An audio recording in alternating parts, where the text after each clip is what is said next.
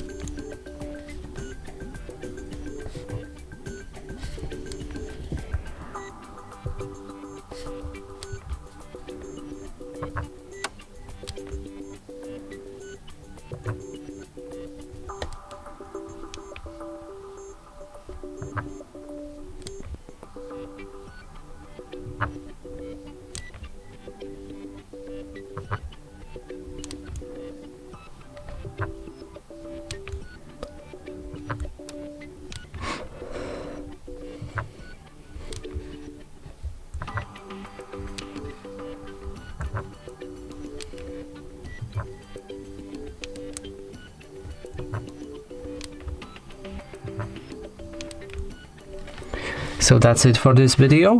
Hope you like it. Please consider subscribing to our channel. Leave a like and a comment below.